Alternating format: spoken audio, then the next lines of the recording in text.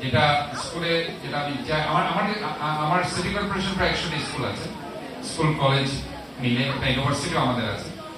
তো আমি যেটা দেখি কিন্তু আমাদের কোনো চাইল্ড সাইকোলজিস্ট নেই। আমি আসলে এটা অনেক জায়গায় বলি, এটা খুবই দরকার। কারণ আমি যেটা ধরতে পারবো না, একজন চাইল্ড সাইকোলজিস্ট কিন্তু খুব সহজেই সেটা ধরতে পারবে এই বাচ্চাতে অটিস্টিক।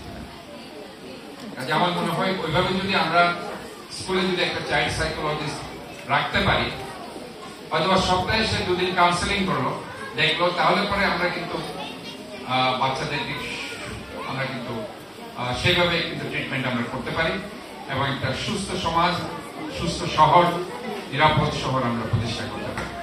আমি আবারও আজকে এই অনুষ্ঠানে আমাকে আমন্ত্রণ জানানোর জন্য ধন্যবাদ জানাচ্ছি। এবং আমার যে একটা থিম আছে এই শহরকে নিয়ে, এটা clean, green, healthy city as well as the safe city, এটাতে সবাইকে একসাথে ঐক্যবদ্ধভাবে কাজ করার জন্য উদাত্ত আহ্বান জানিয়ে আমি আমার বক্তব্য শেষ করছি। আল্লাহ হাফেজ।